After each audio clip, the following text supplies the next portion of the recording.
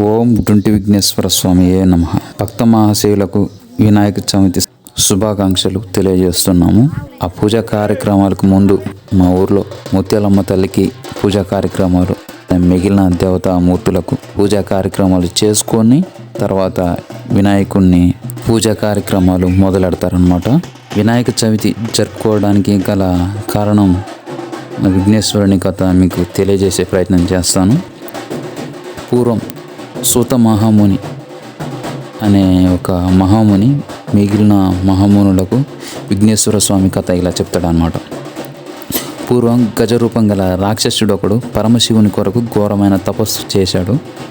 అతని తపస్సుకి మెచ్చి భక్త సులభుడైన పరమేశ్వరుడు ప్రత్యక్షమై, భక్త నీకేమి కోరిక కావాలి అని అడుగుగా ఆ రాక్షసుడు, స్వామి నువ్వు ఎల్లప్పుడూ నా ఉదరం నందే నివసించాలి అని కోరాడు. శివుడు అతని కోరికను మన్నించి గజాసురుని కడుపులో ప్రవేశించి నివసించసాగాడు. కొద్ది రోజులకు పార్వతీదేవికి ఈ విషయం తెలిసి చాలా విచారించి శ్రీ మహావిష్ణువుని తన యొక్క భర్త అయిన పరమశివుడిని తీసుకొని రావాల్సిందిగా వేడుకుంటుంది. శ్రీహరి ఆమెకు ధైర్యం చెప్పి తిరిగి పంపించి వేస్తాడనమాట. గజాసురుడు తన వద్దకు వచ్చిన కళాకారులను సత్కరించి పంపించేవాడు అనమాట. కావలసిన బహుమానాలు ఇచ్చి పంపించేవాడు. ఈ విషయం తెలుసుకున్న శ్రీహరి మేళ తాళాలతో సరైన ఉపాయం తలచి నందీశ్వరుణ్ణి గంగిరెద్దుగా, బ్రహ్మాది దేవతలను వివిధ వాయిద్య కళాకారులుగా మార్చి గజాసురుని పురానికి వెళ్ళి సన్నాయి వాయిస్తూ నందిని ఆడించాడు. దానికి తన్మయుడైన గజాసురుడు మీకేం కావాలో కోరుకోండి అనగా విష్ణుమూర్తి మహాదేవుని యొక్క వాహనం నందీశ్వరుడు అని చెప్పి శివుని వెతుక్కుంటూ వచ్చింది. కాబట్టి నీ దగ్గర ఉన్న శివుని ఇచ్చేయి అని అడిగాడు. వెంటనే ఆ కోరిక కోరింది వేరెవరో కాదు, సాక్షాత్ శ్రీ మహావిష్ణువే అని గ్రహించి తనకి ఇక మరణం తథ్యమని గ్రహించి శివునితో నా శిరస్సును లోకమంతా ఆరాధింపబడేటట్లుగా అనుగ్రహించి నా చర్మాన్ని వస్త్రంగా ధరించమని వేడుకుంటాడు ఆ గజాసురుడు. ఎవరిని? శివుణ్ణి. అభయమిచ్చిన తర్వాత విష్ణుమూర్తి నందికి సైగ చేయగా నంది తన కొమ్ములతో గజాసురుని చీల్చి చంపాడు. ఆ విధంగా శివుడు బయటకు వస్తాడనమాట. ఎందుకంటే శివుడు జగతోపితరు వందే పార్వతి పరమేశ్వర ఉంటాం, జగత్తుకు తల్లిదండ్రులు వారే కాబట్టి అందులో శివుడు భక్త వల్లభుడు. ఎవరైనా భక్తికి మెచ్చితే ఏ వరమైనా ఇస్తాడనమాట. అందుకనే ఆయన బోలాశంకరుడు అంటాం. ఆయన చంపటం ఒక పెద్ద సమస్య కాదు గజాసురుని, కాకపోతే దాని వెనకాల ఒక నిగూఢమైన నీతి రహస్యం ఉంటుంది కంపల్సరీ. ఎందుకంటే దాన్ని తెలుసుకోగలగాలి. ఎందుకంటే లోక కళ్యాణం కోసమే. సాక్షాత్ ఆ పరమశివుడు వరమిచ్చి ఆయనే చంపేస్తే దానికి విలువే ఉంది. కాబట్టి ప్లాన్ ప్రకారం శ్రీ మహావిష్ణువు ఆ గజాసురుని చంపడానికి పన్నాగం పన్నుతాడనమాట. ఇది విషయం. దీన్ని అర్థం చేసుకోవాలి. శివుడు సాక్షాత్ త్రికాల జ్ఞాని, అలానే ఆది అయిన అంతము అయిన ఆయన తెలియనిది ఏముంది. మనం ఇప్పుడు వినాయకుని జననం గురించి మాట్లాడుకుందాం. కైలాసంలో పార్వతీదేవి శివుని రాక గురించి విని చాలా సంతోషించి తలస్నానం చేయడానికి నలుగు పెట్టుకుంటూ ఆ నలుగుతో ఒక బాలుని రూపాన్ని తయారు చేసి ఆ బొమ్మకు ప్రాణం పోసి ద్వారం వద్ద కాపలగా ఉంచి ఎవ్వరిని రానివద్దని చెప్పింది. ఆ బాలుడు సాక్షాత్తు పరమశివుణ్ణి ఎదురించి తల్లి ఆనతిని నెరవేర్చాడు. ఆ ధిక్కారానికి కోపం వచ్చిన పరమశివుడు అతని శిరచ్ఛేదం గావించి లోపలికి వెళ్ళాడు.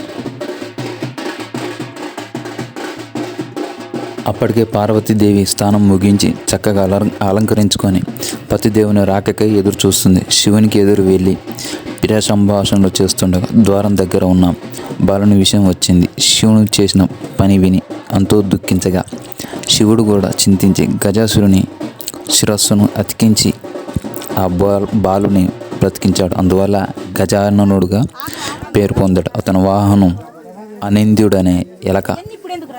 గజాననుని తల్లిదండ్రులను భక్తి శ్రద్ధలతో కొలిచేవాడు. కొన్నాళ్లకు పార్వతీ పరమేశ్వరులకు కుమారస్వామి పుట్టాడు. అతని వాహనం నెమలి. అతను మహాబలశాలి. ఒకరోజు దేవతలు మునులు పరమేశ్వరుని దగ్గరికి వెళ్ళి మాకు ఏ పని చేసినా విఘ్నం రాకుండా కొలచుకోవడానికి వీలుగా ఒక దేవుని కనికరించమని కోరారు. ఆ పదవికి గజాననుడు కుమారస్వామి ఇద్దరు పోటీ పడ్డారు. ఆ సమస్య పరిష్కరించడానికి శివుడు మీలో ఎవరైతే 3 లోకాలలో అన్ని పుణ్య నదులను స్నానం చేసి ముందు వస్తారో వాళ్ళే ఈ పదవికి అర్హులని అన్నాడు. దానికి అంగీకరించిన కుమారస్వామి వెంటనే తన నెమలి వాహనం ఎక్కిపోయాడు. గజాననుడు మాత్రం చిన్నబోయిన ముఖంతో, తండ్రి నా బలాలు తెలిసి మీరు ఇలాంటి షరతులు విధించడం స్వభావేనా? నేను మీ పాదసేవకుడిని కదా, నా మీద దయ తెరిచి ఏదైనా తరుణోపాయం చెప్పమని కోరాడు. అంతటా శివుని దయతో ఈ మంత్రం చెప్పాడు. సకృన్ నారాయణ త్వక్త్వ పుమాన్ కల్పశేత్రయం గంగాది సర్వ తీర్థేషు స్నాతో భవన్ పుత్రక. కుమార, ఇది నారాయణ మంత్రం. ఇది ఒకసారి జపిస్తే 300 కల్పాల పుణ్యనదులను స్నానం చేసినట్టు అవుతుంది. షరతు విధించింది తండ్రే, తరుణోపాయం చూపించింది తండ్రి. కాబట్టి ఇక తను గెలవనో లేదా కుమారస్వామి తిరుగుతూ ఉంటే నేను ఇక్కడ ఉండి ఎలా గెలుస్తానని సందేహించకుండా ఆ మంత్రం మీద భక్తి శ్రద్ధలతో జపించుచు 3 మార్లు తల్లిదండ్రులను ప్రదక్షిణ చేసి కైలాసంలోనే ఉండిపోయాడు. అక్కడ కుమారస్వామికి అన్ని లోకాల్లోని ఏ నదికెళ్ళినా అప్పటికే గజాననుడు ఆ నదిలో స్నానం చేసి తనకు ఎదురుగా వస్తున్నట్టు కనిపించేవాడు. అన్ని నదులు తిరిగి కైలాసానికి వచ్చేసరికి అన్నగారు తండ్రి పక్కనే ఉన్నాడు. తన అహంకారానికి చింతించి, తండ్రి, అన్నగారి మహిమ తెలియక ఏదో అన్నాను, నన్ను క్షమించి అన్నకు ఆధిపత్యం ఇవ్వండి అన్నాడు. ఈ విధంగా భాద్రపద శుద్ధ చవితి రోజున గజాననుడు విఘ్నేశ్వరుడైనాడు. ఆ రోజు అన్ని దేశాలను భక్తులందరూ విఘ్నేశ్వరుని అనేక రకాల పిండి వంటలు, కుడుములు, టెంకాయలు, పాలు, తేనె, అరటిపళ్ళు, పానకం, వడపప్పు సమర్పిస్తారు. ఈ విధంగా ఆయన విఘ్నేశ్వరుడు అయ్యాడు.